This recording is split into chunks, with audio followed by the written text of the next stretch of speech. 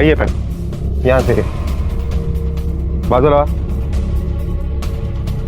Madam, society का safety tank साफ करते समय इंसानी कंकाल मिला। सुरेंद्र, ये सबसे पहले किसने देखा?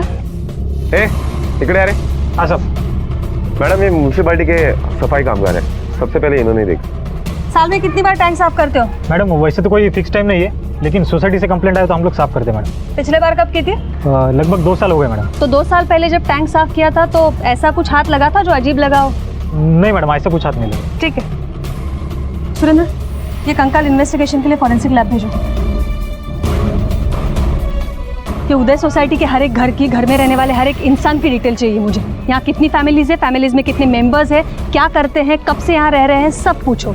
जो भी पहले यहाँ रहता था और अब सोसाइटी छोड़ के चला गया है, सबकी डिटेल्स मंगवाओ तुरंत। Okay madam.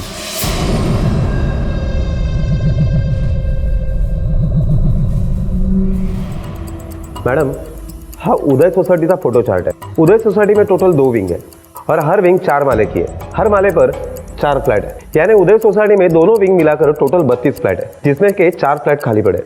काही दिवसांपूर्वी तिथे माणसं राहत होती, पण आता राहत नाहीये। 2 साल पहले टैंक की सफाई हुई थी, उस वक्त ऐसा कुछ हाथ नहीं लगा था। इसका मतलब है अब हमें हमारी छानबीन 2 साल पहले से शुरू करनी पड़ेगी।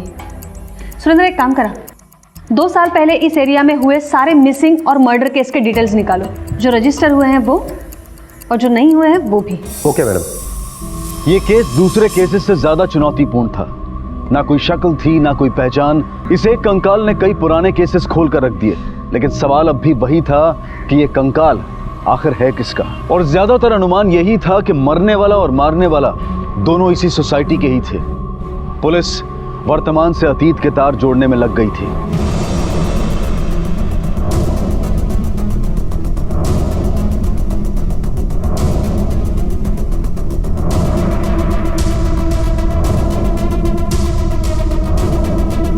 कौन कहता है भगवान नहीं है? इतने सालों के बाद न्याय मांगने आए हैं। आता काय न्याय मिळणार? मरने वाला मर गया, वो भी इतनी बुरी जगह सड़के मरा। भगवान इतनी गंदी मौत किसी को भी न दे। पता नहीं बेचारे के साथ क्या हुआ।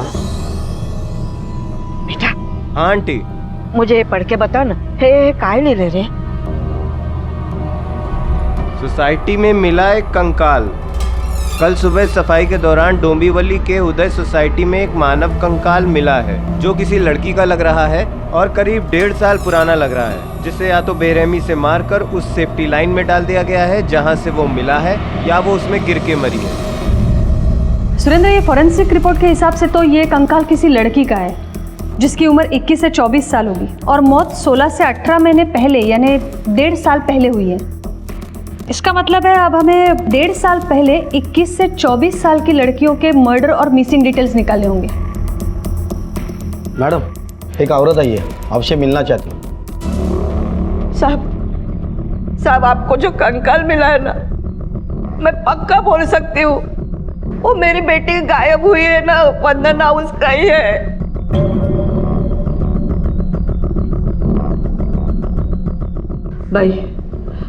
भाई अब 1.5 साल से ज्यादा टाइम हो गया मेरी वंदना को गायब होके।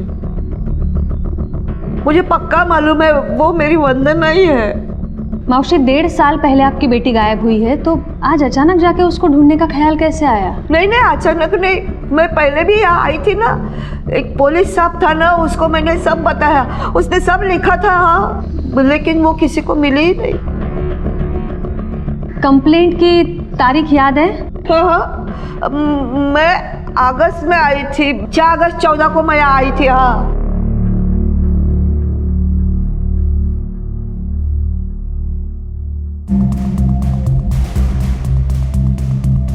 सुरेंद्र, कंप्लेंट मिली? हाँ मैडम, लेकिन केस फाइल बंद कर दी गई है। क्यों? कंप्लेंट के मुताबिक इनकी लड़की गायब तो हुई है, लेकिन कब, कैसे, कहाँ से, इसका पता नहीं चला। और दूसरी बात मैडम, अगर कहीं पर भी किसी लड़की की बॉडी मिलती है तो ये औरत वहाँ क्लेम करने चली आती है, इसलिए इसे पागल समझकर ये केस ही बंद कर दिया। मुझे बात करनी है इससे, इसे अंदर लेकर आओ। भाई वो कंकाल मुझे दे दो, मुझे मेरी बेटी का अंतिम संस्कार करना है। मौसी, देखिए, हमें भी जांच पड़ताल करनी पड़ेगी। हाँ, अगर ये साबित हो जाता है कि वो कंकाल आपके बेटी का है, तो फिर हमें आपको उसको देने में कोई हर्ज नहीं होगा। लेकिन भाई मैं बोल रही हूँ ना, वो मेरी वंदना ही है। देखिए, एक बार हमें भी अपनी तसल्ली कर लेने दीजिए। आप अपने बेटी का फोटो यहाँ छोड़ जाइए। हम जितनी जल्दी हो सके कुछ ना कुछ पता करने की ज़रूर कोशिश करेंगे। सुरेंद्र, ये वंदना का केस रीओपन करो और एक बार वो उदय सोसाइटी जाकर भी चेक करो। मैडम, अगर ये वंदना है तो कमला के साथ हम उसके डीएनए मैच करवा के देख सकते हैं। हाँ, कर तो सकते हैं, लेकिन ये कई महीनों का प्रोसेस है। कंकाल के बोन से डीएनए निकाल कर मैच करना काफ़ी दिन लग जाएंगे और तब तक हम लोग हाथ पर हाथ धरे नहीं बैठ सकते।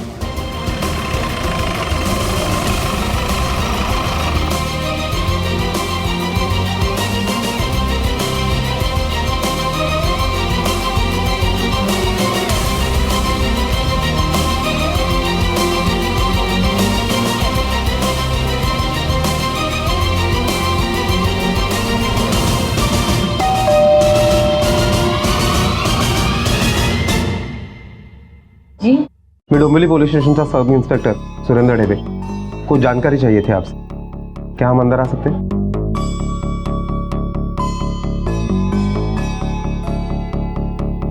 ये आपका बाजू वाला घर कब से बंद है? राउत फॅमिली, उनको तो शिफ्ट हुए 1.5 साल हुए, तभी से बंद है। कुठे गेले, का गेले, काय माहिती आहे? ते तर नाही माहिती, शायद रेशमा की वजह से। रेशमा? कौन रेशमा? रेशमा हरिभाई की बेटी है। हरिभाई बहुत अच्छे इंसान थे, लेकिन उन्हें गुस्सा बहुत जल्दी आता था। वो रेशमा को भी बहुत मारते थे, और जब रेशमा को शादी के रिश्ते आने लगे उसके बाद तो सब उल्टा हुआ। वैसे तो उन्होंने कभी बताया नहीं, पर मैंने सुना था रेशमा शादी नहीं करना चाहती थी। इसीलिए जब रेशमा को और एक रिश्ता आया उस रात को। क्यों नहीं करनी शादी? दुनिया की हर लड़की शादी करती है। तूने सोचा भी है कि तेरी वजह से शिल्पा शादी के बगैर रह जाएगी? देखो बाबा, उसकी शादी का नाम लेकर आप मेरी बलि मत चढ़ाओ। बड़ी बेटी घर में घोड़ी की तरह बैठेगी और दुनिया पूछेगी नहीं कि छोटी की शादी क्यों कर रहे हो? दुनिया तुम्हारे हिसाब से नहीं चलेगी। नहीं चलती तो भाड़ में जाए। आपको जितना मारना मार लो, मुझे शादी नहीं करनी तो नहीं करनी। बाप के सामने जबान चलाती है। ज्यादा लाड किया है ना, इसीलिए चर्बी चढ़ गई है। मैं नहीं करूंगी शादी बाबा। आता था हद्दत झाली। अरे रेशमा को शादी नहीं करनी तो क्यों जबरदस्ती कर रहे हैं वो? ऐसा लगता है रेशमा को पीट पीट कर मार देंगे वो। ज्यादा लाड किया है ना, इसलिए चर्बी चढ़ गई है। चलो अभी चुप रहो। हरी बाबू, वो क्या काम है? बाबू वो आपके घर से चिल्लाने की और मारपीट की आवाज आ रही है। बेकार की बदनामी होगी, और ऐसे मारपीट से कोई रास्ता तो निकलने वाला नहीं है ना। देखो अनिल बाबू, मेरे घर पे आके मेरे को ज्ञान मत दो। मैं अपनी बेटी को मार रहा हूँ ना, तो तुमको क्या प्रॉब्लम है? अपने काम से काम रखो। मैं अपनी बेटी को प्यार करूं या जान से मार दूं, मेरी मर्जी। जाओ। अरे साहब, उस रात के बाद तो रेशमा ऐसे गायब हुई, उसके बाद कभी दिखी ही नहीं। तो आपने कभी पूछा नहीं कि वो कहाँ गई है? मामला ठंडा होने तक वो 1 महीने में ही यहाँ से शिफ्ट हो गए, और किसी को बताया भी नहीं कि वो लोग कहाँ जा रहे हैं। उसके बाद तो जितना मुँह उतनी ही बातें। लोगों का तो ये कहना है कि हरिभाव ने ही रेशमा को मारा है। अब सच क्या है और झूठ क्या, ये तो मालूम नहीं। थँक्यू मिसेस देसाई, आणि कदाचित पुढे सुद्धा तुमची मदत लागेल।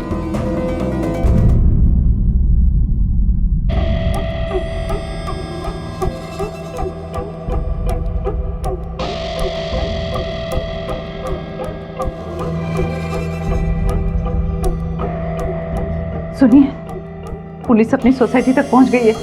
मुझे लगता है कि हमें सब कुछ बोल देना चाहिए। पागल हो गई? क्या खाना लगा? अरे जा।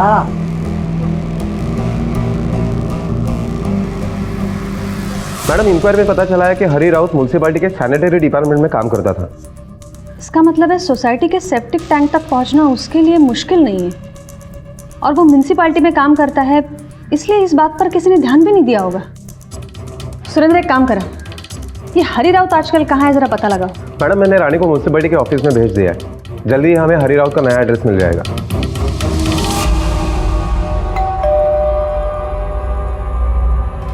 क्या है? कुठे आहे माझी मुलगी? मार डाला ना तूने उसे?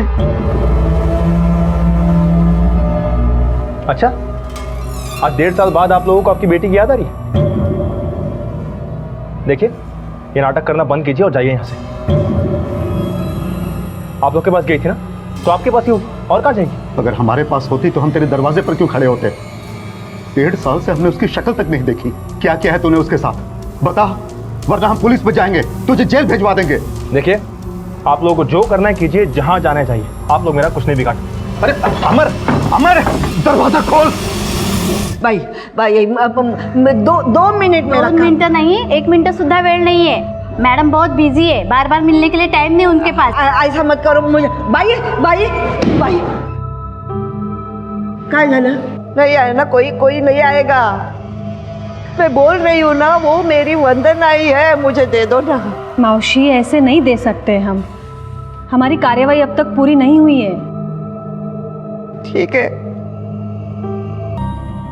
आपको जो करना है कर लो, लेकिन आपको उसे मुझे ही देना पड़ेगा। मैं बोल रही हूँ ना, वो मेरी वंदना ही है, मुझे मालूम है। भाई, उसका अंतिम संस्कार करने दो, उसकी आत्मा भटकेगी, शांति नहीं मिलेगी उसे।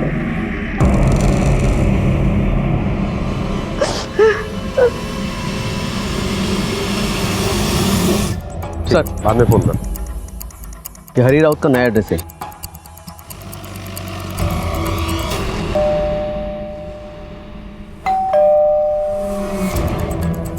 हरी राउत? हाँ साहब। तुम म्यूनसिपालिटी में सैनिटरी डिपार्टमेंट में काम करते हो? हाँ साहब। पर क्यों? तुम्हारी बेटी रेशमा कहाँ है?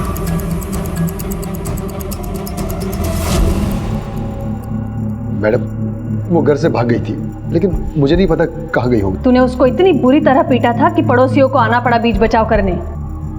वो भागी नहीं है, तूने खून किया है उसका, और खून करके सेप्टिक टैंक में फेंक दी बॉडी। मैडम ऐसा नहीं है, मैं सच बोल रहा हूँ। मैंने उसे पीटा था, इसलिए वो भाग गई थी। मैडम, माँ बाप अपने बच्चों पर गुस्सा करते हैं, गलती करने पर मारते भी हैं, लेकिन इसका मतलब ये नहीं कि वो उसे जान से मार सकते हैं। जब तक सच नहीं बोलता, अच्छे से खातिरदारी करो इसकी।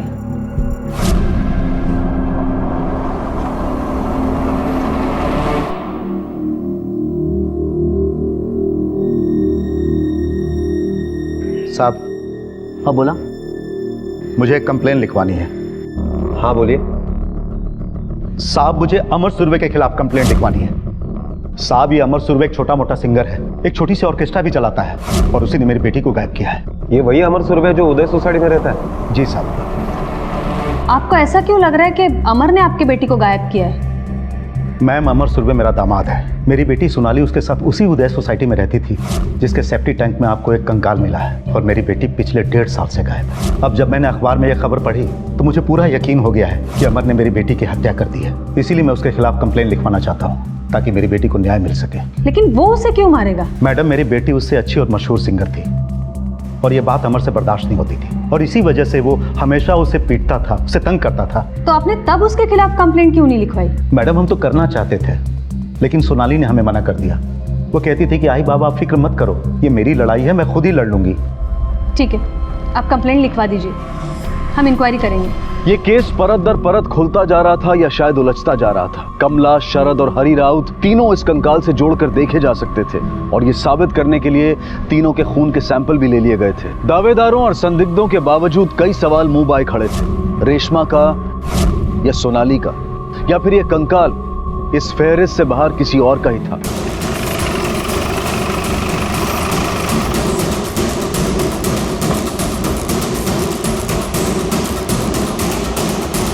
भाई भाई भाई, मेरी वंदना का कुछ पता चला? नहीं, अब तक नहीं, लेकिन जल्दी पता चल जाएगा। मैं बोल रही हूँ ना, वही मेरी वंदना है, दे दो मुझे, मैं उसका अंतिम संस्कार करूंगी, उसकी आत्मा को शांति मिलेगी। हो मौसी, लेकिन पहले ये तो पता चले वो आपकी बेटी है या नहीं है। देखिए, जैसे ही कुछ पता चलता है मैं आपको आकर बताऊंगी।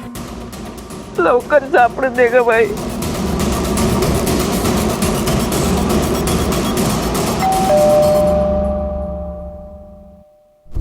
अमर सुरवे जी। सुना है बहुत अच्छा गाना गाता है तू। चल तेरा गाना सुनते हैं, खोल। मैडम, मेरे और सोनाली के बीच बहुत झगड़े होते थे, लेकिन उसकी वजह वही थी, वो मेरा ऑर्केस्ट्रा हथियाना चाहती थी मुझसे। और तो और उसका अफेयर मेरे ऑर्केस्ट्रा के ड्रमर मैक के साथ था, और वो उसी की वजह से मुझे छोड़कर चली गई, क्योंकि मुझे उन दोनों के अफेयर के बारे में मालूम पड़ गया था। और मैडम, बस यही सबसे बड़ी वजह थी हम दोनों के झगड़ा होने की। तेरी बीवी 1.5 साल से गायब है और तूने पुलिस में कंप्लेंट तक नहीं लिखवाई। क्यों? मैडम मैं आपसे सच कहूँ तो मैं तो पूरी तरह तंग आ चुका था उससे। मैं तो चाहता ही नहीं था कि वो वापस घर आए, इसलिए मैंने कंप्लेंट नहीं की। लेकिन मैडम मैं आपको दावे के साथ कह सकता हूँ कि वो ज़रूर उस मैक के साथ ही होगी, क्योंकि हम दोनों के बीच जब भी कुछ झगड़ा हुआ करता था तो वो हमारा घर छोड़कर मैक के पास ही जाती थी। कहाँ जा रही हो? हाँ? तुमसे दूर, मुझसे बर्दाश्त नहीं होती तुम्हारी ये बकवास और तुम्हारे बेमतलब के ताने। मैं शांति से जीना चाहती हूँ अमर। तुम्हारी रोज तुम्हारी रोज शांति का नाम मैक है ना? क्यों? जानता हूँ मैं, अपने उसी कमीने यहाँ से मिलने चाह रही होगी तुम। अपने काम से काम रखो, समझे? मैडम या तो सोनाली मैक के साथ है या फिर जरूर मैक ने कुछ किया होगा सोनाली के साथ, क्योंकि वो पहले से शादीशुदा था। देख, तुझे अगर ऐसा लग रहा है कि तू हमसे झूठ बोलकर बच जाएगा तो गलतफहमी है तेरी। नहीं मैडम मैं आपसे सच कह रहा हूँ। अगर आपको मेरी बात पे यकीन नहीं है तो आप एक बार मैक से जाके बात कीजिए, फिर आपको पता चल जाएगा कि मैं आपसे सच कह रहा हूँ या झूठ। मैक का एड्रेस दे। साई सदन सोसाइटी, बी विंग 201, घोड़बंदर। हमारे परमिशन के बिना शहर के बाहर भी मत जाना, समझे? जी। चला। भंडारी, या अमरवर लक्ष ठेवा जरा।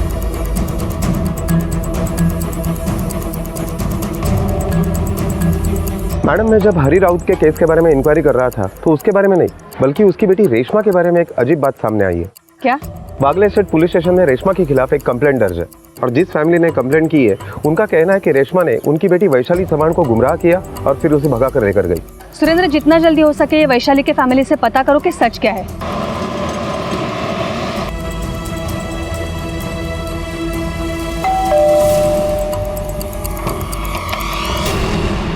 जी, आपने रेशमा के खिलाफ कंप्लेंट की थी ना? हमें उसके केस के बारे में कुछ पूछताछ करनी है। वैशाली, वैशाली,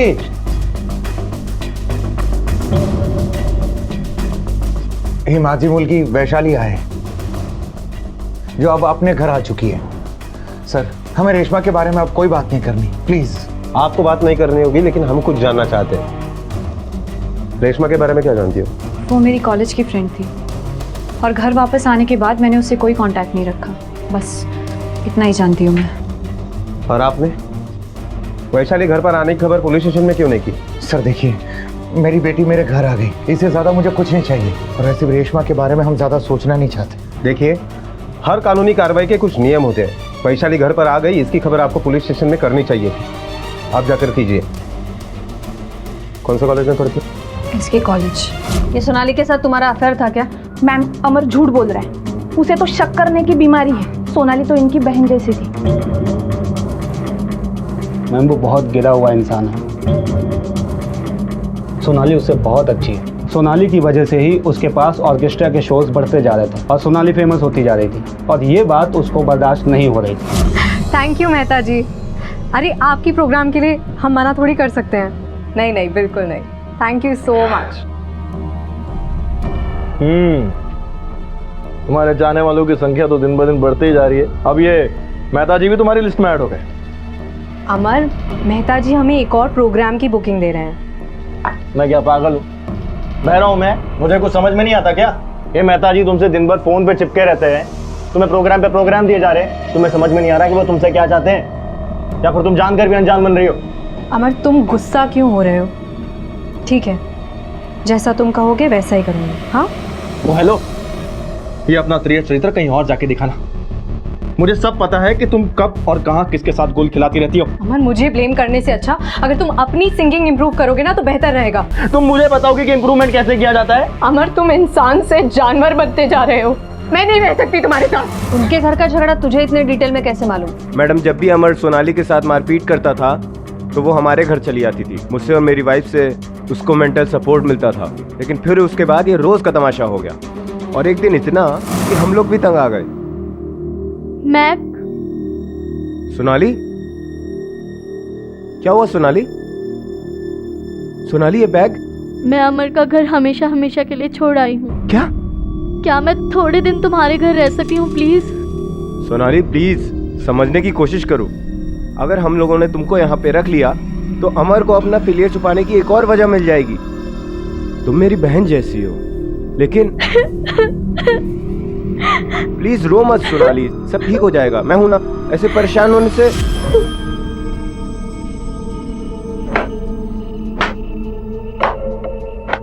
वाह वाह वाह वाह, क्या ड्रामा चल रहा है यहाँ पे। हाँ, और आप ये लोग आपकी नजरों के सामने गुल खिला रहे हैं और अब चुपचाप खड़े होके देख रही है।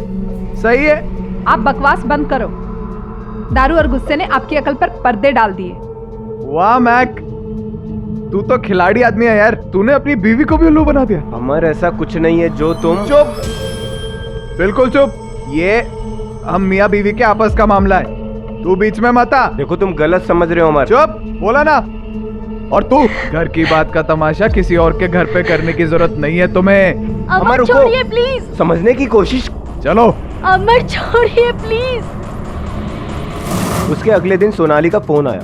वो बहुत खुश थी। उसने बताया कि अमर ने उससे माफी मांग ली और उसने ये भी वादा किया है कि वो दोबारा ऐसा कभी नहीं करेगा। और जो भी उसने किया उस रात, वो सब उसने दारू के नशे में किया था और अब वो शराब भी छोड़ देगा। बेचारी सोनाली, उसे भनक भी नहीं लगी कि ये आदमी उसके साथ कितना गंदा खेल खेल रहा है। ये देखो मैंने तुम्हारे लिए क्या क्या बनाया। सारी मेरी फेवरेट डिशेस हैं। यस, और तुम्हें सबके सब खानी है, ठीक है? थैंक यू अमर। मुझे लगा तुम मुझे भूल गए हो, पर तुम्हें सब याद है। अच्छा, ये अब इमोशनल होना बंद करो, चुपचाप ये सब खाना है तुम्हें। अच्छा, सबसे पहले ये केक खाओ, तुम्हारा फेवरेट है ना? ये लो, मैं तुम्हें अपने हाथों से खिलाऊंगा। तुम भी खाओ ना। मेरी रिकॉर्डिंग से आने के बाद थोड़ा सा। नहीं, तुम खाओ।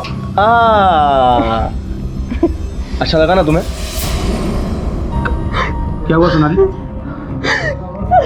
बताओ क्या हुआ? क्या हुआ? रो क्यों रही हो? बोलो। आवाज को क्या हुआ? सोनाली बोलो, क्या बात है? अमर ने केक में सिंदूर मिलाकर सोनाली को खिला दिया था, जिसकी वजह से उसकी आवाज़ हमेशा के लिए चली गई। उसके बाद वो अपने माँ बाप के पास चली गई। उसने सबसे कांटेक्ट तोड़ लिया।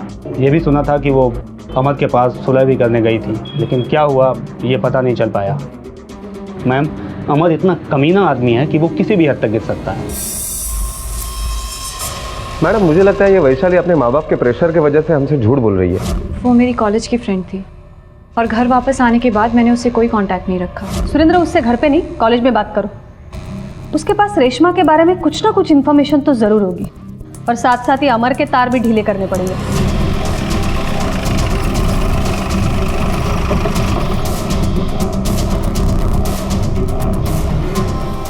चल गाड़ी में बैठ। मैडम, लेकिन हुआ क्या?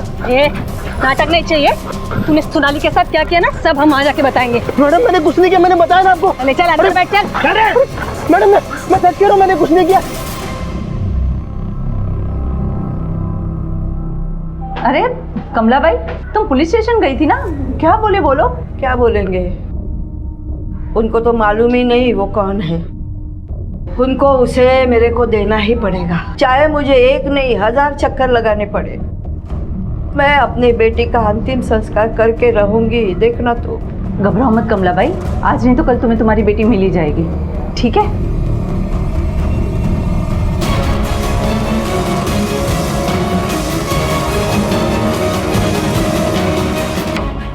वैशाली, हमें आपसे बात करनी है। मैं आपसे पहले भी कह चुकी हूँ, मुझे इसके बारे में कुछ भी नहीं पता। देखो वैशाली, हमें एक कंकाल मिला और हो सकता है कि वो कंकाल रेशमा का हो। सर, हम बहुत क्लोज फ्रेंड्स थे, तब मैंने इस बात को इतना सीरियसली नहीं लिया था। फिर रेशमा ने कहा कि हमें फिल्म्स में ट्राई करना चाहिए। उसके ऐसे कुछ कॉन्टैक्ट्स थे जो हमें काम दिलवा सकते थे। पर जब मेरी फैमिली को पता लगा तो उन्होंने रेशमा के साथ दोस्ती ख़त्म करने के लिए फोर्स किया। पर रेशमा तब तक मुझे इतने सपने दिखा चुकी थी कि मैं बिना कुछ सोचे समझे उसके साथ भाग गई। चल चल जल्दी कर।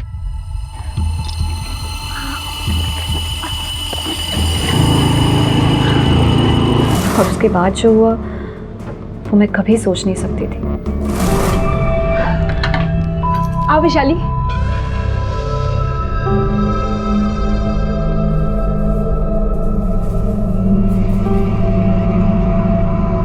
कांग्रेचुलेशन, फाइनली हम वहां से निकल आए हैं। अब तुम देखना वैशाली, हमें अपने सपने पूरे करने से कोई नहीं रोक सकता।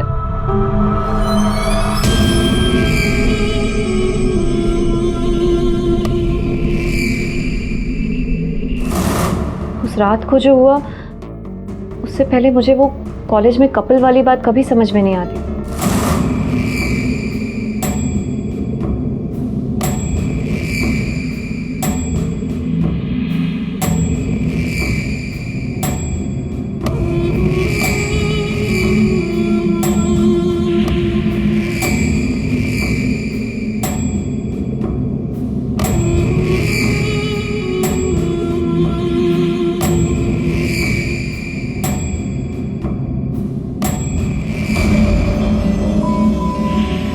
ये क्या कर रही हो तुम? क्यों, तुम्हें अच्छा नहीं लग रहा? बिल्कुल भी नहीं। वैशाली झूठ मत बोलो, आज पहली बार नहीं, इससे पहले भी तो मैंने तुम्हें ऐसे छुआ है, तब तो तुमने कोई कंप्लेन नहीं की। और आज वैशाली, मैं तुम में अपना परफेक्ट पार्टनर देखती हूँ। और इससे पहले ये क्या बकवास कर रही हो तुम? मुझे नहीं पता था तुम्हारे दिमाग में ये सब चल रहा है, वरना रेशमा मैं तुम्हारे साथ इस घर में कभी भी नहीं आती।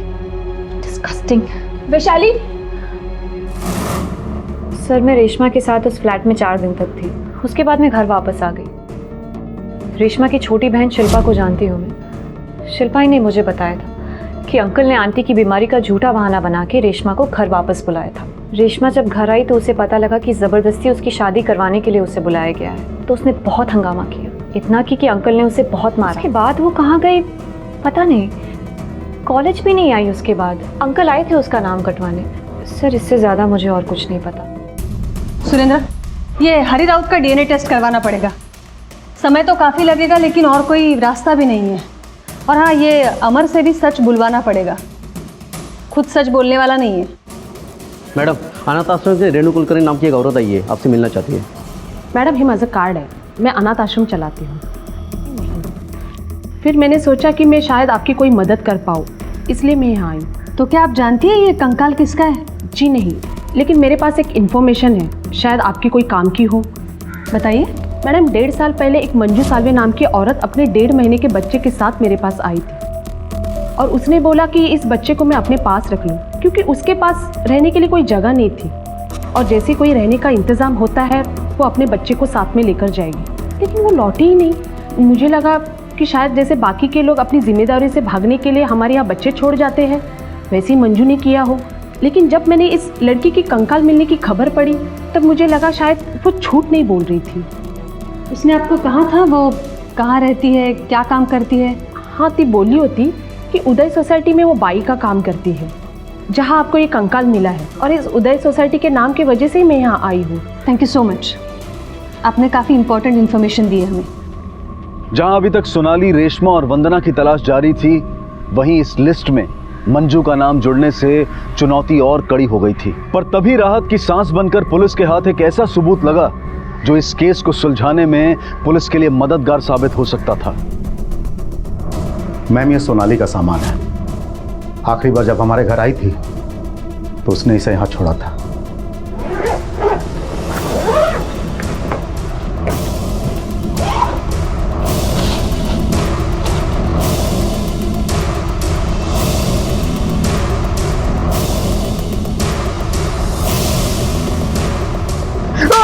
साहब, मैंने कुछ नहीं किया। साहब, मैं सच कह रहा हूँ, साहब मैंने कुछ नहीं किया। साहब, मैं सच कह रहा हूँ। सोनाली के सामान में पर्ची मिली है, और पर्ची में साफ साफ लिखा है, मैं अमर के पास जा तो रही हूँ, लेकिन अमर से मुझे जान का खतरा है। चल बोल अभी सच क्या है? मैडम, मैं आपसे सच कह रहा हूँ, मैंने सच में सोनाली को नहीं मारा है, मैंने कुछ नहीं किया है। भंडारी, जब तक ये सच नहीं बोलता, जो चाहे डिग्री लगा लो इसके ऊपर। नहीं साहब, मैं सच कह रहा हूँ, साहब मैंने कुछ नहीं किया है। साहब, मेरी बात तो सुनो।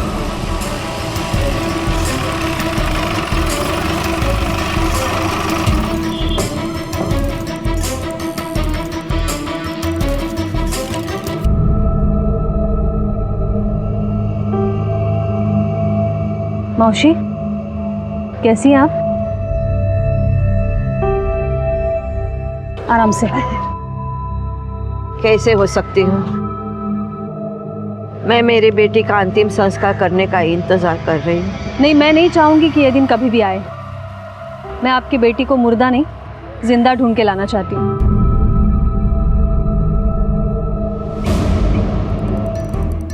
मौसी, ये सोसाइटी में आप कितने साल से काम कर रही हैं? बहुत साल हुए। अब कितना समय हुआ मुझे पता नहीं। तब तो आपको पता होगा कि ये मंजू सालवे नाम की कोई लड़की यहाँ काम करती थी क्या? हाँ, ये दूसरे माले पे खानोलकर रहते हैं ना, उनके यहाँ काम करती थी। माहिती दिल्याबद्दल थँक यू मावशी.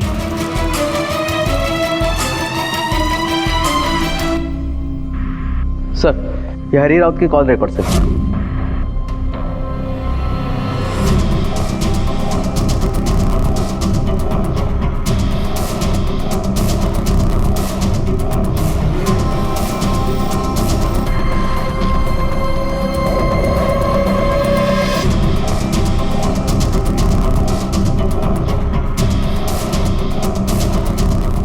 रेशमा आर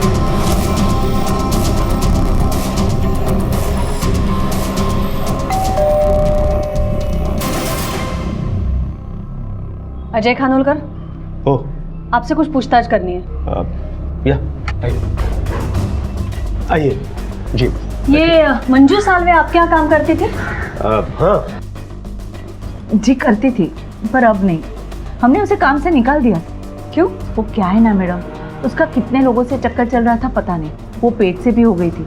हमने उसकी ये सोचकर मदद की कि आज नहीं तो कल वो सुधर जाएगी, पर वो सुधरने वालों में से नहीं थी, इसलिए हमने निकाल दिया. आपके यहाँ से कहाँ गई वो कुछ पता है? नहीं, ये हमको नहीं पता. आपका एक बेटा है ना? जी हाँ, समीर. कहाँ है वो? पिछले 1 साल से तो हैदराबाद में है, सॉफ्टवेयर कंपनी में काम करता है. ठीक है, आपके मदद की जरूरत पड़ेगी तो फिर आएंगे. जी जरूर.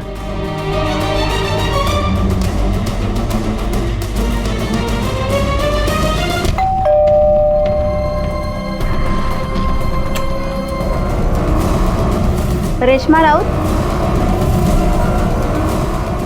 जी. मला तुमच्याशी काय बोलायचं आहे.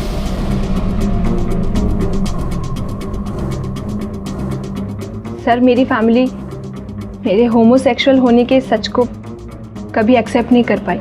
मेरे बाबा मेरी शादी ज़बरदस्ती कराना चाहते थे और इसी वजह से मैं अपने घर से भागी थी.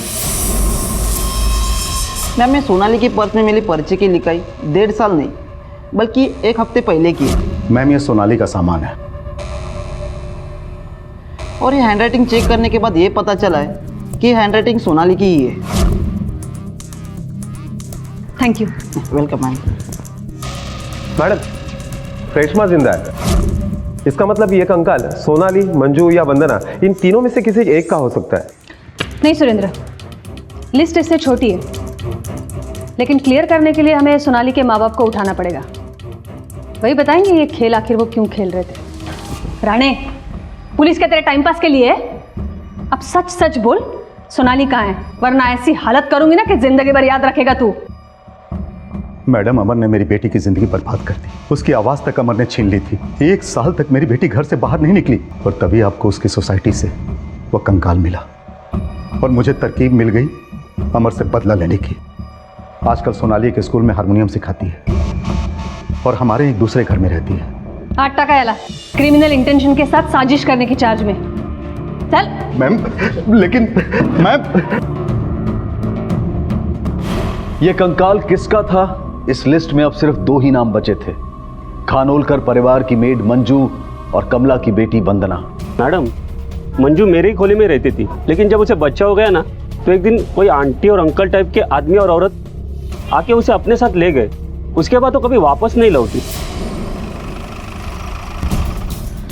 डॉक्टर, आपके रिकॉर्ड में मंजू सालवे के बच्चे के पिता का नाम क्या है? 1.5 साल पुराना डाटा निकालना पड़ेगा, थोड़ा टाइम लगेगा चेक करने में. ये रही उसकी डिटेल्स और ये पिता का नाम.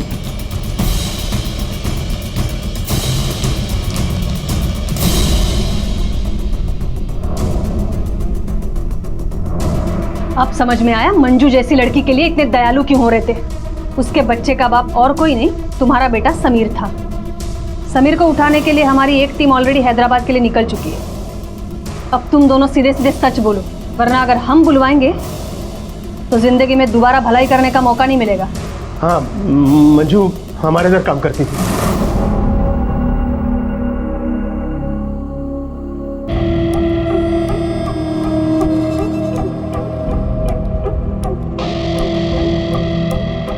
मंजू, मंजू, छोड़िए। नहीं, मेरी बात सुन। नहीं। मंजू,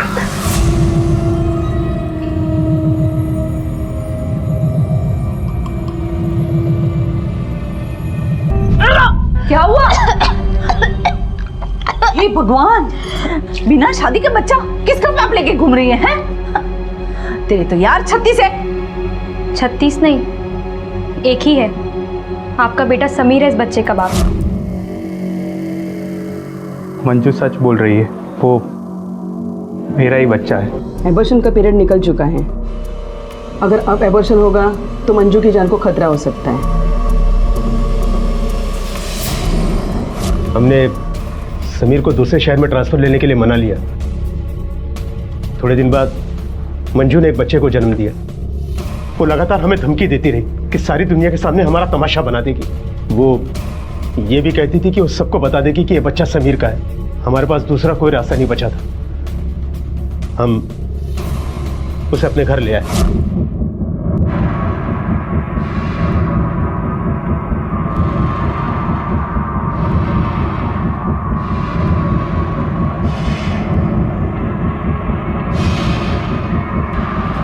मैंने और मीता ने मिलकर मंजू की लाश को हमारे सोसाइटी के पीछे सेप्टिक टैंक में फेंक दिया। सोचा जब तक सेप्टिक टैंक की सफाई का टाइम आएगा तब तक उसकी हड्डियां भी गल चुकी होंगी। अगर यही तरीका था तो अपने बेटे को क्यों नहीं मारा?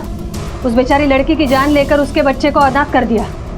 अगर उसकी हड्डियां गल भी जाती ना तो भी तुम्हारे खिलाफ कुछ ना कुछ सबूत जरूर मिल जाता हमें, क्योंकि जुर्म छुपता नहीं है, अपनी कहानी खुद कहता है। खानोलकर परिवार ने मंजू का कत्ल अपने झूठे और खोखले सामाजिक रुतबे को बचाने के लिए किया।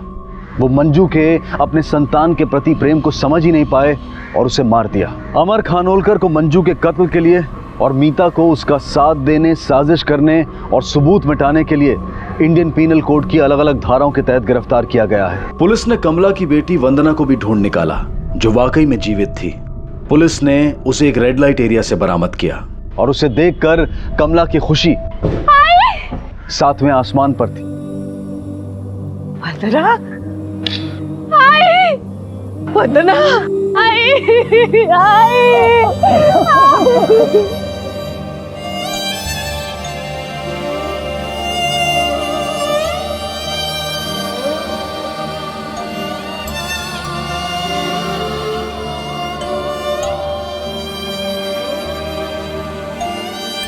ख्याल रखिए अब।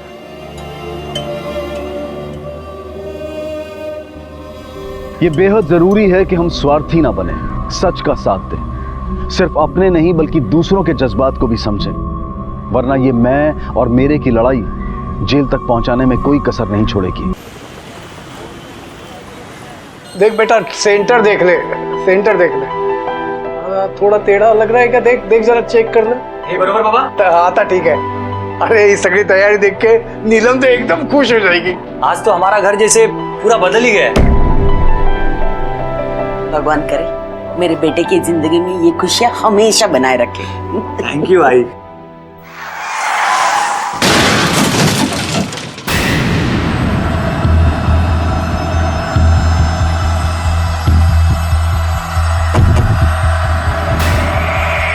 आजोबा कांग्रेचुलेशन। हाँ शीतल, तुम्हारी कुछ बात हुई है नीलम से? नहीं, अभी तक वो घर नहीं आई। अच्छा ठीक है, मैं उसे कॉल करता हूँ फिर से। राहुल, लागला का फोन? नहीं माँ, उसका फोन नॉट रीचेबल आ रहा है। तो अब क्या करे बेटा? पुलिस में जाना ठीक होगा? बाबा आप भी खामखा परेशान हो रहे हो, कहीं फंस गई होगी, आ जाएगी।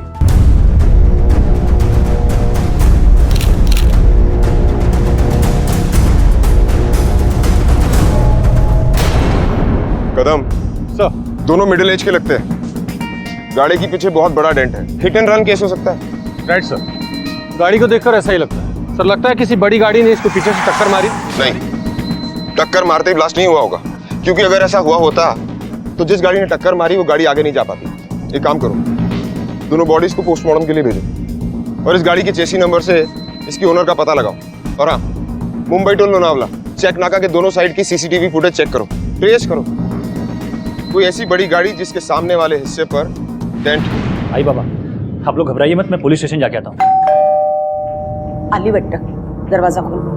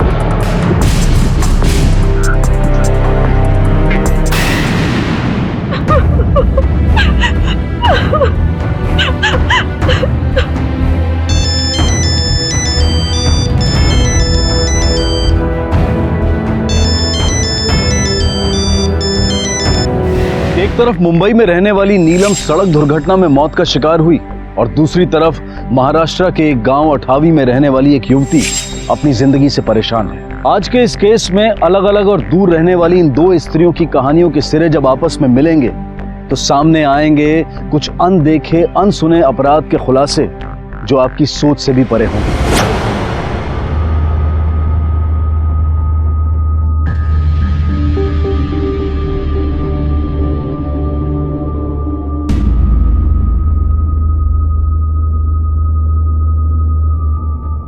ये बॉडी आपकी वाइफ की है? नहीं सर। आइए, चलिए आइए।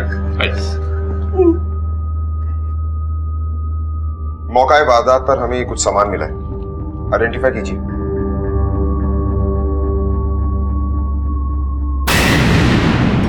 ये तो नीलम की ड्रेस है, यही पहनकर तो वो बाहर गई थी। ये मोबाइल भी नीलम का है, उसे कब से ट्राई कर रहा था पर वो उठा ही नहीं रही थी। ये आप ही की गाड़ी का नंबर है?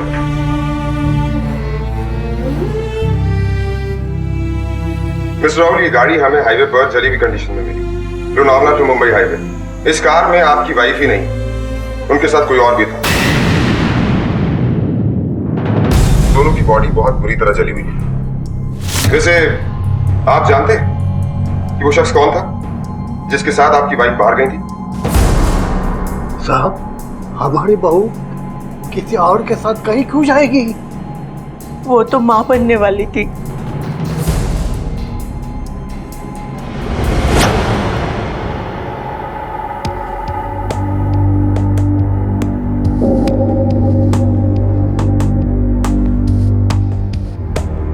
विशाखा, विशाखा कुठे गेली पोरगी? विशाखा, ए विशाखा, ए बेटा, ए राजा, यहाँ क्यों सोई है? यहाँ क्यों सोई राजा? चल आई। हाँ, अब नींद लग गई, पता नहीं चला। ओ चल चल मेरे पास सो जा, आजा आजा, सो जा।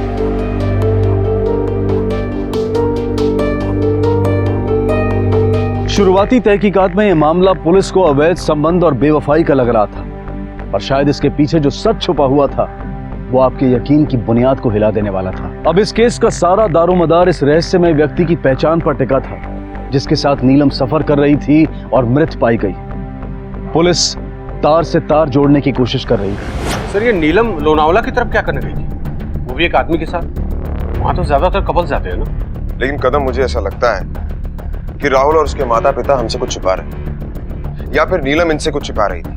कदम, नीलम की कॉल रिकॉर्ड्स निकलवाओ। हो सकता है उससे हमें इस आदमी के बारे में कुछ पता चले और शायद ये भी पता चले कि वो दोनों इकट्ठे कर क्या रहे थे। सर,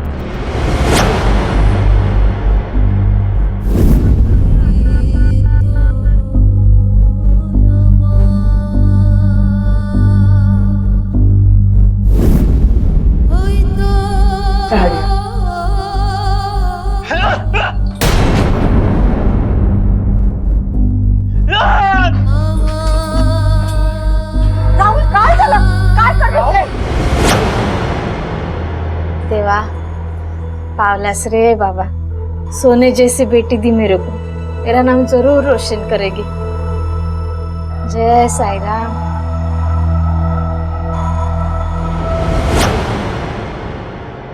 विशाखा,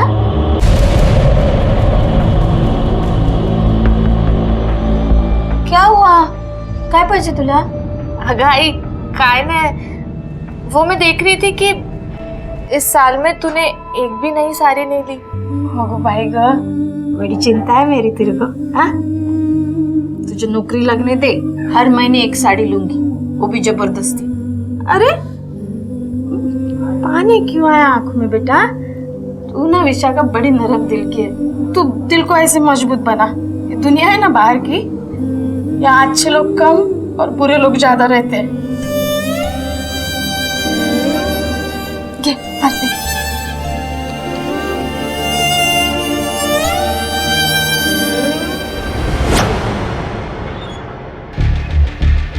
सर, ये नीलम के कॉल रिकॉर्ड डिटेल्स है। इस कॉल रिकॉर्ड में एक नंबर सामने आया है जिसमें नीलम की काफी बातें होती थी, लेकिन अब ये नंबर बंद है। ये नंबर किसके नाम पर रजिस्टर्ड है? सर, ये नंबर किसी पंकज सालस्कर के नाम पर रजिस्टर्ड है और ये पंकज सालस्कर का एड्रेस पुणे का है, शिवाजी नगर। हो सकता है ये वही आदमी हो जो नीलम के साथ कार एक्सीडेंट में मरा है। कदम, मैं नीलम के घर जाकर उसके घर वालों से इन्फॉर्मेशन इकट्ठी करता हूँ। तुम शिवाजी नगर जाकर इस आदमी के बारे में सारी इन्फॉर्मेशन इकट्ठी करो। सर। चलो। पंकज सालस्कर, ये नाम सुना है आपने? नहीं, हमने ये नाम कभी नहीं सुना। इंस्पेक्टर साहब, नीलम और राहुल की जिंदगी में क्या चल रहा था, इसके बारे में हमने ज्यादा कभी इंटरफेयर नहीं किया है और वैसे भी हमें ज्यादा कुछ नहीं पता। राहुल कहाँ है? इंस्पेक्टर साहब, बहू के मौत के बाद राहुल काफी परेशान था। हमें डॉक्टर को बुलाना पड़ा। डॉक्टर ने उसे नींद की गोलियां दी है, वो गोलियां खाकर सो गया है। इस वक्त उसका आराम करना बहुत जरूरी है। देखिए, एक काम और भी जरूरी है, इस केस की इन्वेस्टिगेशन। हमारे लिए जानना बहुत जरूरी है कि वो इंसान कौन था जो नीलम के साथ कार में था। अगर आपको यही जानना है कि नीलम के साथ कौन था, तो जाके उसकी माँ को पूछो ना, नीलम की जिंदगी में कौन था, किसके साथ उसके चक्कर थे। इसके बारे में हम क्या जाने? देखिए, दुनिया भर की खबर रखती है उसकी माँ, तो उसको अपनी बेटी के बारे में खबर नहीं होगी? इंस्पेक्टर साहब, ये सच कह रही है। आप नीलम की माँ से पूछिए ना, आपको जरूर पता चलेगा। अच्छा, ये बताइए कि नीलम की माँ रहती कहाँ है?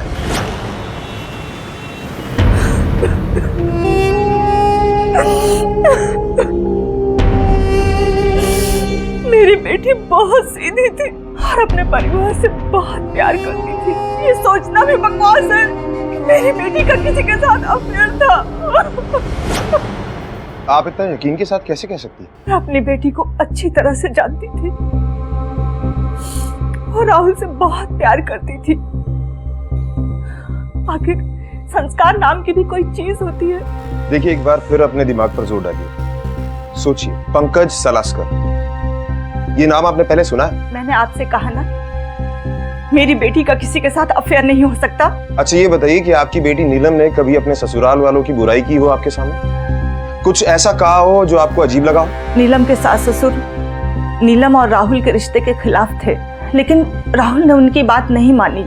शादी के कुछ महीनों बाद ही उन्हें नाराज होने की एक और वजह मिल गई। लीजिए। बस झालं नाटक। धोखा किया आपने, धोखा हमारे साथ। एक तो बांझ लड़की मेरे बेटे के पल्ले बांधी, ऊपर से प्यार का नाटक। 6 साल हो गए शादी को, अब तक नीलम की गोद सुनी है। पर ऐसा भी तो हो सकता है कि ये बच्चों के आपस का निर्णय हो, वो अभी कुछ समय तक बच्चा नहीं चाहते हो। ऐसा कुछ नहीं है। गप्पा बसा, कान खोलकर सुन लीजिए। या तो 6 महीने के अंदर हमारे घर में खुशखबरी आएगी, नहीं तो आपकी बेटी घर वापस आएगी। समझ लो। ऐसा कैसे चला तुम्हें चला ना।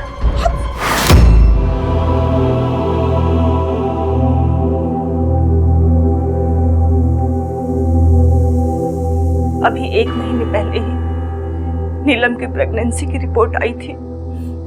6 साल बाद वो प्रेग्नेंट हुई थी।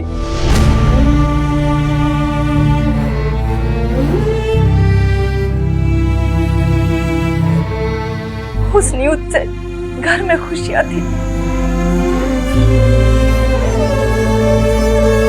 सब खुश थे। अगर मेरी बेटी का मरना मर्डर है तो जरूर उसके ससुराल वालों ने ही किया होगा।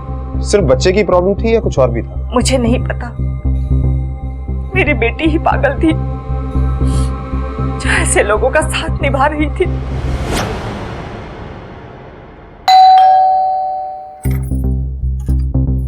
होय साहेब, काय झालं? पंकज सालस्कर का घर यही है? जी। हो, डॉक्टर पंकज सालस्कर माझा मुलगा आहे. काय झालं? पुलिस जब पंकज सालस्कर के घर पहुंची तब कुछ चौंका देने वाले सच सामने आए। बूढ़े माँ बाप के लिए पंकज की मौत की खबर दर्दनाक थी। उन्हें नीलम से उसके रिश्ते के बारे में कोई जानकारी नहीं थी, लेकिन पुलिस ने एक अहम सुराग खोज निकाला कि पंकज खुद एक गायनेकोलॉजिस्ट है। क्या है इस रहस्यमय अपराध के पीछे, ये तो आने वाला वक्त ही बताएगा। एक तरफ नीलम की मौत और दूसरी तरफ विशाखा की कहानी। इन दोनों का आपस में क्या रिश्ता था?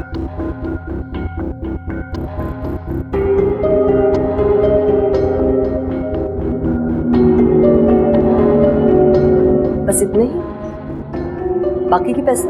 मैं कोशिश कर रही हूँ, बहुत जल्द आपको सारे पैसे दे दूंगी। वक्त और इज्जत अगर हाथ से निकल जाए ना विशाखा, तो फिर वापस कभी नहीं आते। वक्त तो तुम गंवा रही हो, कहीं इस वजह से इज्जत भी न चली जाए। लेकिन मैं सच में बहुत कोशिश कर रही हूँ, और एक बार में इतने पैसे लाना ये थोड़ा मुमकिन नहीं है ना। 1 महीना, सिर्फ 1 महीना, उसके बाद कुछ नहीं। जितने जल्द हो सके वैसे पैसे जमा कर देना, वरना तुम तो जानती हो ना तुम्हारी माँ। नहीं, सब हो जाएगा, मैं अरेंज करती हूँ। जल्दी करना विशाखा, तुम्हारे पास वक्त बहुत कम है। कुछ भी करो पर पैसे जमा कर दो।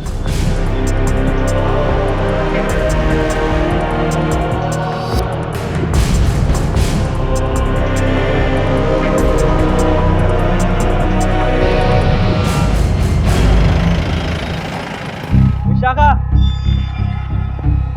तू मेरा फोन क्यों नहीं उठा रही है? मेरे पीछे पीछे मत आ, मुझे कोई बात नहीं करनी है तुझसे। अरे पर क्यों? किया है मैंने तुमसे? कौन सी गलती गिनाऊं तुझे? सारी गलती तेरी है। देख मनु, यहाँ से निकल जा, मुझे कोई तमाशा नहीं क्रिएट करना है। अरे एडी हो गई क्या? अरे बता तो सही, किसी ने कुछ कहा तुमसे? मी सांगते ही तू नीन। अरे पागल हो गई तू?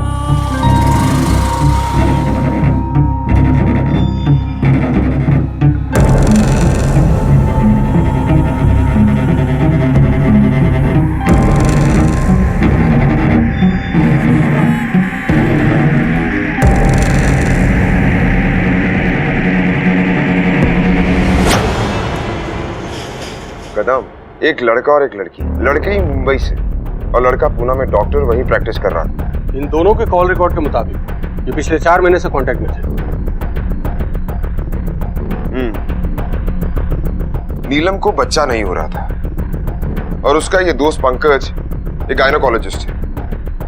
हो सकता है नीलम की मेडिकल इश्यूज में हेल्प कर रहा हो, लेकिन सबसे बड़ा सवाल ये है कि क्या इन दोनों के बीच में डॉक्टर और पेशेंट का रिलेशनशिप था या कुछ और इस बारे में किस किस को पता था?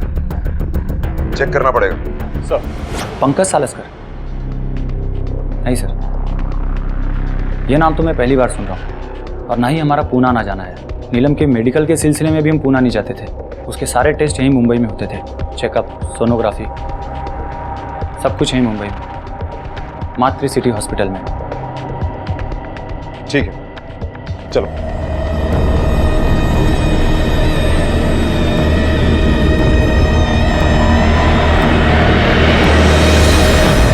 कदम, 4 महीनों से नीलम और पंकज एक दूसरे के साथ टच में थे और राहुल को इस बारे में पता भी नहीं। या तो ये राहुल बहुत अच्छा एक्टर है या फिर इतना बिजी कि अपनी बीवी के लिए इसके पास टाइम ही नहीं। पता करना पड़ेगा। चलो सर।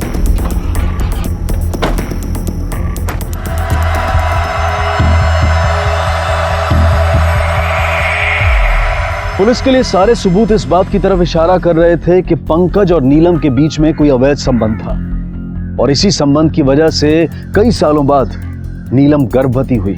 एक तहकीकात से सामने आई ये हकीकत जिससे इस पूरी इन्वेस्टिगेशन को एक नया मोड़ मिल गया जब पुलिस टीम उस हॉस्पिटल पहुंची जहां पर नीलम का इलाज चल रहा था। नहीं सर, मिस्टर पंकज नाम के कोई भी डॉक्टर यहाँ प्रैक्टिस के लिए नहीं आते। क्या कभी किसी स्पेशल केस में उनका यहाँ आना जाना हुआ होगा कुछ घंटों के लिए? सर, यहाँ जो भी डॉक्टर प्रैक्टिस के लिए आते हैं ना, उनका रिकॉर्ड मेंटेन होता है और रिकॉर्ड के अकॉर्डिंग यहाँ कोई भी डॉक्टर मिस्टर पंकज नाम के तो नहीं आए।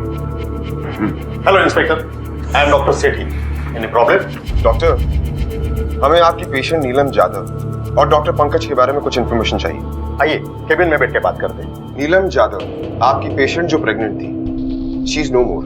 ओह सॉरी, लेकिन वो प्रेग्नेंट नहीं थी।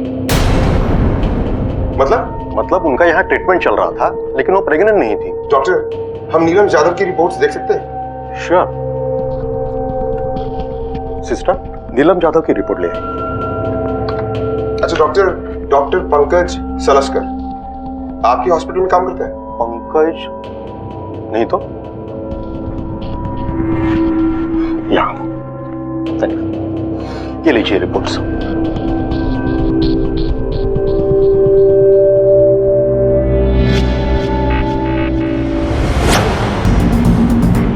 सर, नीलम की पोस्टमार्टम रिपोर्ट आ चुकी है। डॉक्टर सेठी की न्यूज कंफर्म है। नीलम को भी प्रेग्नेंट थी।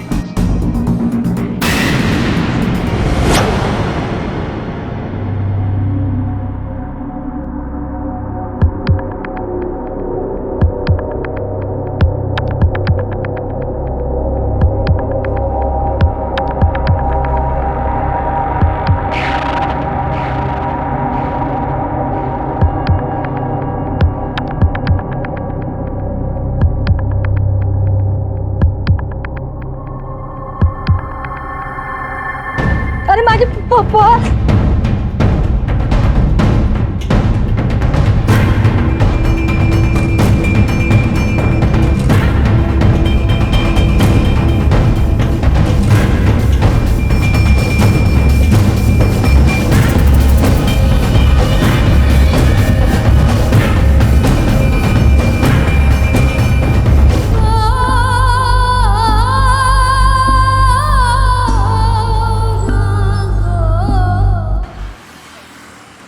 यही तो सोचती थी मैं, अचानक ये चमत्कार कैसे हुआ? एक नंबर की चुड़ैल थी वो।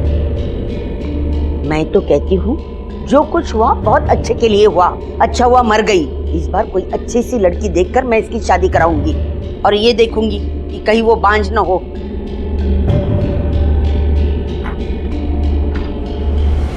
सर, नीलम के ससुराल वाले कुछ ठीक नहीं लगते। मेरा मतलब, हो सकता है नीलम अपनी शादी से खुश ना हो और नीलम के अफेयर का पता इनकी फैमिली को चल गया होगा। तो सर, ये भी हो सकता है कि नीलम और पंकज को मारने की सुपारी इन लोगों ने किसी को दी और राहुल के पिता का ट्रांसपोर्ट का बिजनेस है। तो सर, ये भी हो सकता है कि ये एक्सीडेंट के पीछे इन लोगों का हाथ है। पर कदम, अगर नीलम को ये रिश्ता तोड़ना ही था तो फिर प्रेग्नेंट होने का ये ड्रामा क्यों? लेकिन इस समय सबसे बड़ा सवाल ये है कि नीलम और पंकज लोनावला करने क्या गए थे? और हाँ, ये राहुल की सारी इंफॉर्मेशन निकालो।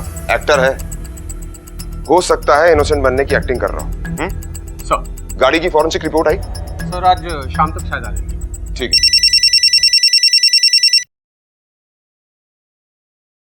सर, राहुल की शादी की बात किसी और लड़की से चल रही थी 3 महीने पहले।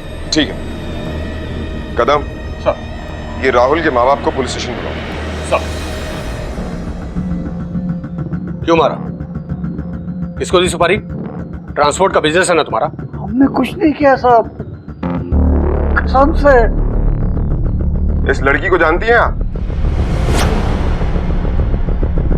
मैं याद दिलाता हूं, ये वही लड़की है जिसके साथ आपने अपने बेटे की शादी 3 महीने पहले फिक्स की थी। कुछ याद आया? बोलिए। बहू को बच्चा नहीं हो रहा था इसलिए। पहली बीवी के होते हुए दूसरी बीवी का प्लान, अगर वो भी प्रेग्नेंट ना हो तो फिर उसे भी मार देती। और फिर तीसरी शादी। शर्म आनी चाहिए आपको। हमने कुछ भी नहीं किया सर। फिर किसने किया? राहुल ने। राहुल, नीलम की बात सुनकर ना, baby I am really sorry for you baby, but I am so happy कि अब हमें चोरी चोरी चुपके चुपके कुछ भी करने की जरूरत नहीं पड़ेगी।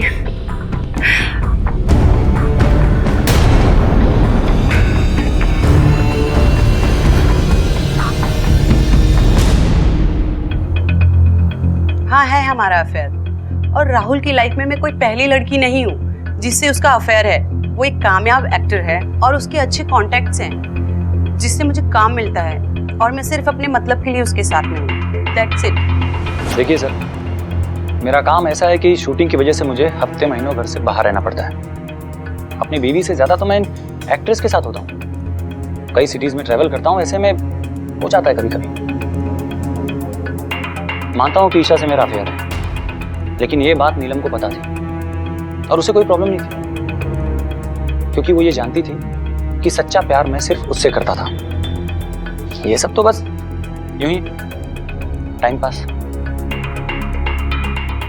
तो ऐसी प्यार, दिल, तो ऐसे शब्द भी आपको आते हैं एक्टर साहब। वैसे थोड़ी बहुत एक्टिंग हम भी कर लेते हैं, देखना है? देखिए सर, ये बात आप लोगों के पल्ले नहीं पड़ेगी। आप लोगों को तो बस शक करना है।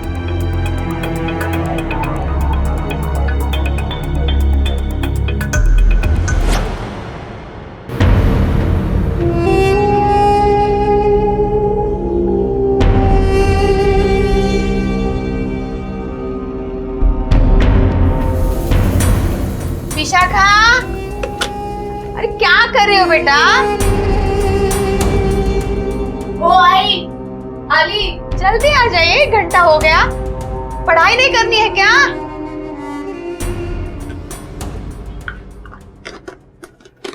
चल जल्दी, मैं झटझट चाय बनाती हूँ। हाँ? क्या कर रही थी इतनी देर तक? और ये देख, चेहरा ठीक से पोछा भी नहीं। कैसी लड़की है तू? हाँ, बड़ी हो गई ना सुना तो। हाँ, मैं चाय बनाई हूँ। हाँ, नाश्ता भी देती हूँ। तू पढ़ाई कर बेटा। देख, पढ़ाई है तो दुनिया हाथ में है, नहीं तो सब बेकार है राजा। चल जल्दी जल्दी। हाँ, चलो चलो। एक तरफ नीलम की मौत और दूसरी तरफ विशाखा की कहानी। इन दोनों का आपस में क्या रिश्ता था? कहते हैं औरत ही औरत का दर्द समझ सकती है, लेकिन नीलम की सास ने नीलम का दर्द कभी समझा ही नहीं। ना उसके जीते जी उससे कोई हमदर्दी दिखाई और ना ही उसके मरने के बाद। शक के दायरे फैल रहे थे, लेकिन पुलिस सच की तह तक जाने में कोई कसर नहीं छोड़ रही थी। सर कार की रिपोर्ट्स आ गई है और सर हमने टोल नाका का सीसीटीवी फुटेज चेक किया। सर आपका अंदाजा बिल्कुल सही है। फुटेज में एक ट्रक ट्रेस हुआ है जिसके आगे एक बहुत बड़ा डेंट है, और सर उसका टाइम भी एक्सीडेंट के आधे घंटे के बाद का।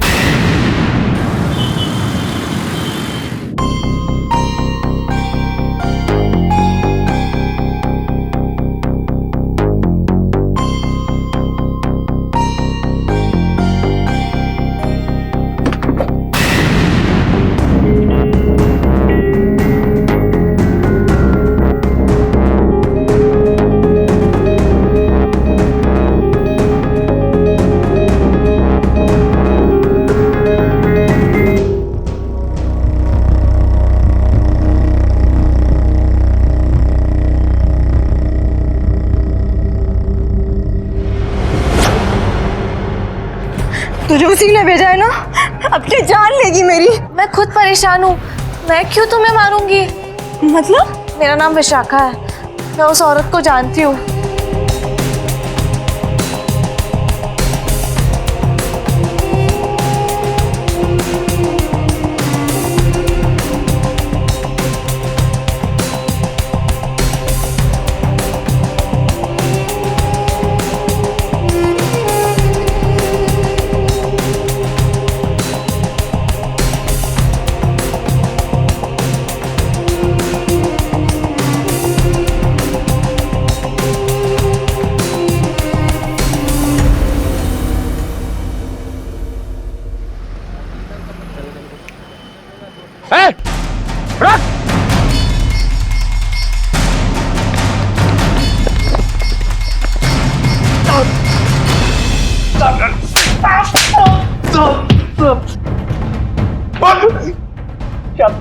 पर सब खरा सांगते साहब, किसी ने मेरे को पैसा नहीं दिया साहब। उस दिन थोड़ी ज्यादा चढ़ा रखी थी साहब।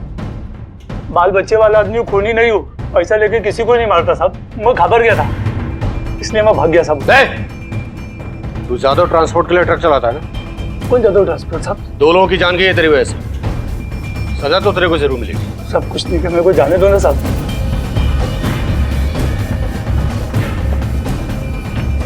कदम सर, इसकी बैकग्राउंड हिस्ट्री निकालो सर।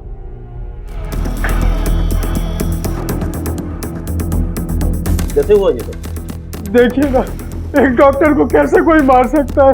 सर, मैंने ही आपको फोन किया था। आप कौन है? जी, मैं पड़ोसी हूँ।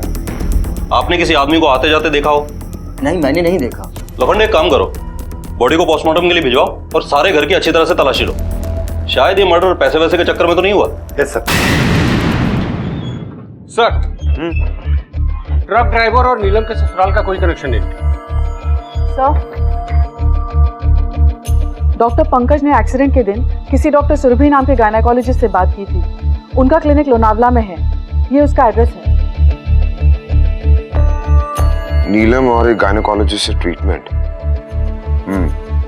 कदम सर, चलो देखते हैं।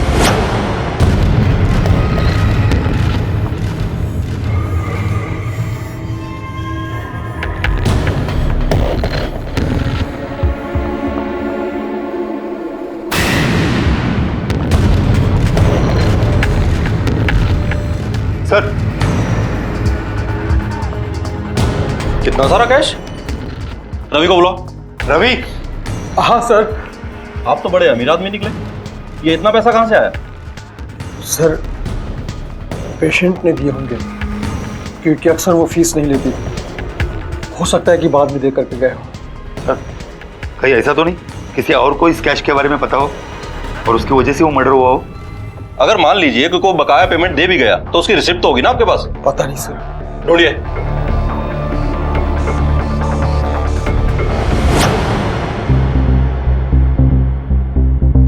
ये तो बहुत ही शॉकिंग न्यूज़ है।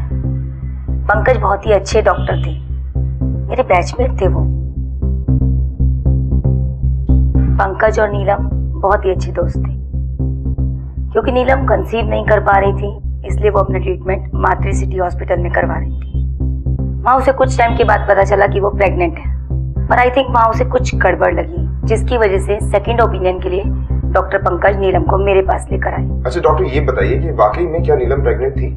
जी नहीं, नीलम प्रेग्नेंट नहीं थी, बट डॉक्टर जीवन की रिपोर्ट के according she was pregnant. Doctor जीवन? लेकिन डॉक्टर, हम वहाँ डॉक्टर सेठी से मिले, नीलम का वही ट्रीटमेंट कर रहे थे। जी नहीं, डॉक्टर सेठी तो उस हॉस्पिटल के डीन हैं, उनका ट्रीटमेंट डॉक्टर जीवन कर रहे थे। नीलम का सच चौंका देने वाला था। नीलम जिस मानसिक आघात से गुजर रही थी, उसमें मां बनने का सपना शायद इतना बड़ा होता है कि दूसरी हकीकतें दिखाई ही नहीं देती। आखिर नीलम के साथ हुआ क्या था? नीलम प्रेग्नेंट नहीं थी, लेकिन राहुल और उसके माँ बाप के हिसाब से वो प्रेग्नेंट थी। तो सर, एग्जैक्टली मातृ सिटी हॉस्पिटल में उसका इलाज किस बात का चल रहा था? यही तो पता करना है कदम। लेकिन एक बात समझ में नहीं आई, डॉक्टर सेठी ने हमसे ये क्यों छुपाया कि नीलम का ट्रीटमेंट डॉक्टर जीवन कर रहा था? कदम सर, एक काम करो, डॉक्टर सेठी और डॉक्टर जीवन दोनों की हरकतों पर नजर रखो।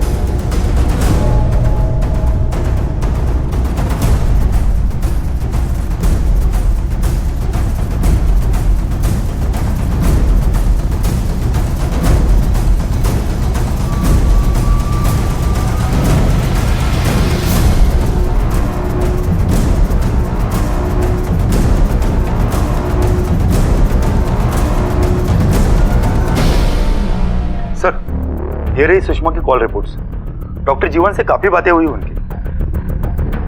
सर, हो सकता है डॉक्टर सेठी ने हमें। ये रही डॉक्टर जीवन की कॉल रिकॉर्ड। कदम सर, इन रिकॉर्ड्स को बारीकी से चेक करो। जीवन एक डॉक्टर है और आमतौर पर ऐसे लोगों को काफी कॉल जाते हैं। ये चेक करो किस नंबर पर सबसे ज्यादा बात हुई। हो सकता है हमारे हाथ कोई पुख्ता सबूत लग जाए।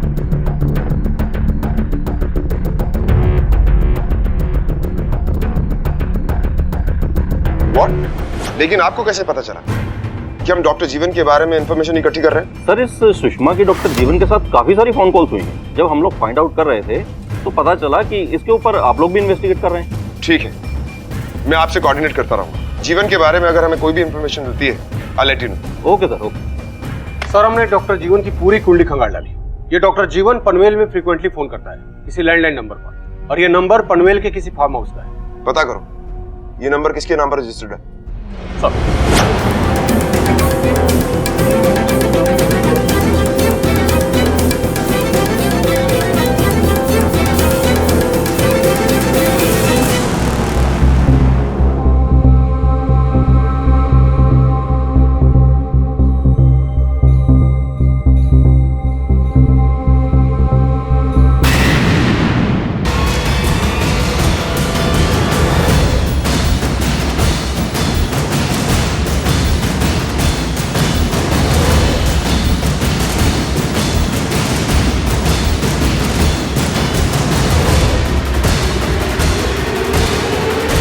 कैसी हो? Hands up! घर का कोना कोना छान मारो, जो मिले गिरफ्तार करो। डॉक्टर! डॉक्टर, रोक!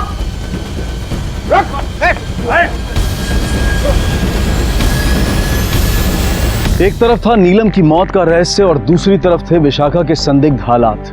पुलिस ने नीलम की हत्या को रूल आउट नहीं किया था और अब पुलिस उस हकीकत के बिल्कुल करीब थी जहां आकर नीलम और विशाखा के बीच के संबंध का खुलासा होने वाला था। Sir sir sir sir sir sir sir sir बताता हूँ, सब बताता हूँ सर, सब बताता हूँ। जिन लोगों के खुद के बच्चे नहीं हो सकते, उन लोगों पर क्या गुजरती है ये कोई आम आदमी नहीं समझ सकता। एक तड़प होती है बच्चे को गोद में लेने की। ऑप्शंस बहुत होते हैं पर उन्हें अपना खून चाहिए होता है। सरोगेशन करा सकते हैं, एडॉप्ट कर सकते हैं, पर नहीं, उन्हें चाहिए अपना वारिस, अपना खून। तो बस उनकी इस चाह ने मेरे दिमाग में ये आइडिया लाया। मैं एक हार्मोनल इंजेक्शन लगा के अपने पेशेंट्स को बेवकूफ बनाता था कि वो लोग बच्चे को जन्म दे सकते हैं, और दूसरी तरफ मैं एक औरत का इंतजाम करता था जो सच में बच्चे को जन्म दे सके सरोगेसी से। जैसे ही पेशेंट की डिलीवरी की ड्यू डेट आती, मैं उसे एडमिट करता और उस सरोगेट मदर के बच्चे को उन कपल्स को दे देता। सब खुश हो जाते। मुझे बहुत ज्यादा पैसे मिलते थे सर, मगर उन पैसों में से मैं एक अच्छा हिस्सा उन लड़कियों को भी देता था जिन्होंने असल में बच्चे को जन्म दिया। चल बता, अब तक और कितनों को बेवकूफ बनाया तूने? अब तक 9 लोगों को इस तरह से बच्चा दिया है, मगर अब तक किसी को भी इस मामले में कोई शक नहीं हुआ। बच्चा मिलते ही वो लोग खुशियां मनाने में व्यस्त हो जाते थे। अब ये बता, तूने डॉक्टर सुषमा को क्यों मारा? नहीं सर, मैंने उसे नहीं मारा। सुषमा ने काफी लोन ले रखा था।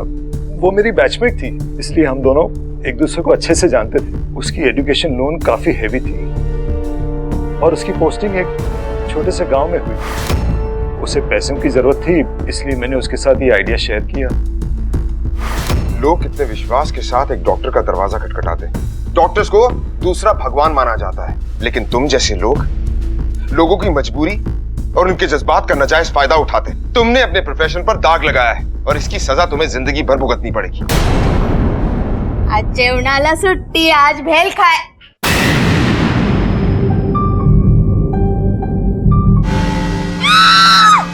विशाखा, विशाखा, अरे काय माहिती काय झालं? मी बाजारात गेले होते बाहेर. विशाखा, ए विशाखा, ए जायला, ए मला माहिती मला. विशाखा, आगे क्या हुआ? मैं मलेरिया की पेशेंट थी। डॉक्टर सुषमा बहुत अच्छे से बात करती थी, मुझे बहुत अच्छा लगता था। वो मेरी बहुत अच्छी दोस्त बन गई थी। मैं उससे अपनी सारी बातें शेयर करती थी। एक बार मनु ने मुझे किस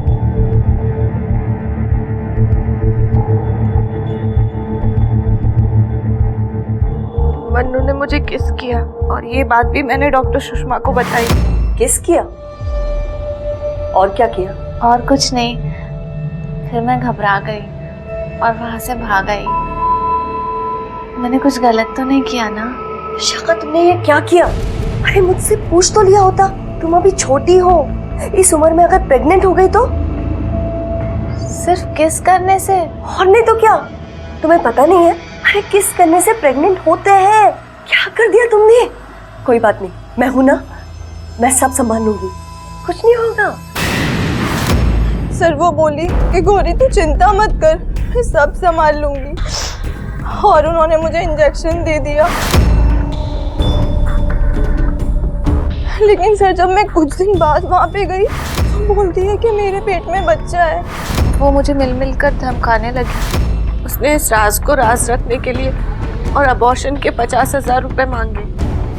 जिस रात में विशाखा से मिली मुझे पता चला कि वो भी उन सब से गुजर रही है जिन सब से मैं गुजर रही हूँ। मुझे समझ नहीं आया मैं क्या करूं, इसलिए मैंने जान देने की सोची।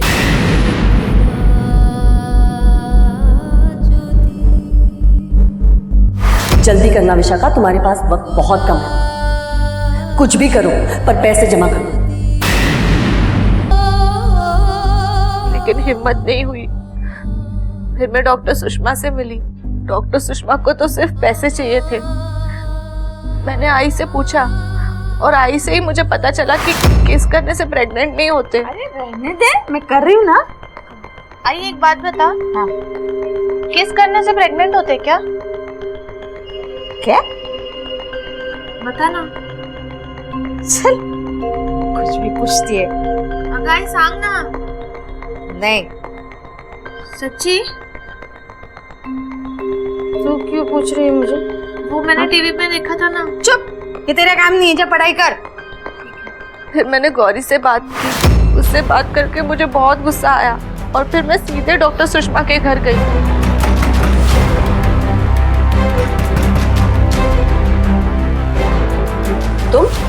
तूने मुझे झूठ बोला, धोखा किया तूने मेरे साथ। शांत अंदर आ। मुझे सब पता चल गया है। आई ने मुझे बताया किस करने से कोई प्रेग्नेंट नहीं होता। अरे ये तो मैं भी जानती कि तू प्रेग्नेंट नहीं है। किस करने से कोई प्रेग्नेंट थोड़ी ना होता है। मैं सबको बता दूंगी। देखना देखना तेरे साथ क्या करती हूँ। क्या बताएगी किसको? मेरा कुछ नहीं होगा। मैं तुझे ब्लैकमेल करूंगी और करते रहूंगी। मैं दुनिया को बता दूंगी कि तू प्रेग्नेंट थी और बहुत लड़कों के साथ घूमती थी। जो करना है जो कर, मुझे कुछ नहीं होने वाला, समझ गई? खरं म्हणजे ना साहेब, चूक माझीच आहे हो। मैं मेरी बेटी को समझ ही नहीं पाई। सब बातें इस पे थोपती चली गई। काश मैं इसे समझ पाती ना, तो ये सब नहीं होता।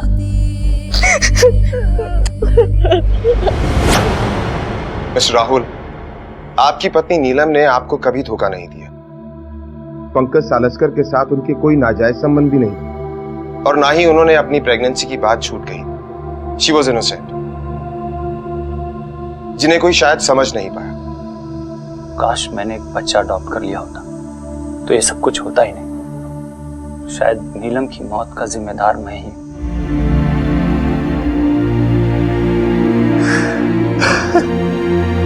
राहुल,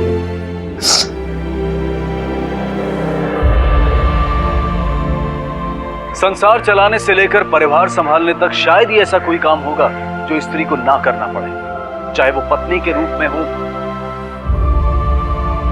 मां के रूप में हो, बेटी बहन या फिर दोस्त के रूप में।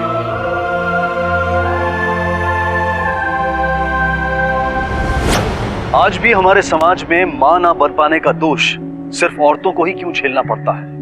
क्यों आंखें बंद करके सारा इल्जाम उन्हीं के सर पर धर दिया जाता है? क्यों ससुराल में रहने के लिए उनके सामने अपनी गोद आबाद करने की शर्त रखी जाती है? क्यों उन्हें अपमान, ताने और तिरस्कार सहना पड़ता है? क्या इसके लिए वो अकेली जिम्मेदार है? कई केसेस में तो पति में पिता बनने की क्षमता ही नहीं होती, लेकिन फिर भी दोष पत्नी को ही दिया जाता है। इस विकृत सोच को बदलने की जरूरत है। अपने वंश को आगे बढ़ाने के लालच ने आज लोगों को इतना अंधा बना दिया है कि उस लालच ने एक ऐसे कारोबार को जन्म दिया जहां नीलम जैसी औरत इस विकृत सोच का शिकार हुई तो वहीं विशाखा शिकार बनी जानकारी की कमी की वजह से। माँ बाप की ये जिम्मेदारी है कि वो सेक्स एजुकेशन जैसे विषय पर अपने बच्चों से खुलकर बात करें, वरना इस शिक्षा की अहम जानकारी उन्हें अपने दोस्तों, किताबों या इंटरनेट से मिलेगी जो न जाने कितनी सच होगी और कितनी झूठ। हम अपने बच्चों के सबसे बेहतर मार्गदर्शक हैं और हमें इसकी जिम्मेदारी निभानी होगी। इसी विचार के साथ अब मैं अनूप सोनी आपसे विदा लेता हूं। फिर मुलाकात होगी अगले एपिसोड में जुर्म की एक और कहानी के साथ। तब तक अपना और अपने परिवार का ख्याल रखें और देखते रहें क्राइम पेट्रोल डायल 100। सबक एक को सीख हम सबको। जय हिंद। क्राइम पेट्रोल के और भी दिलचस्प कहानी देखने के लिए हमारे चैनल को सब्सक्राइब करें और बेल आइकॉन दबाना न भूलें।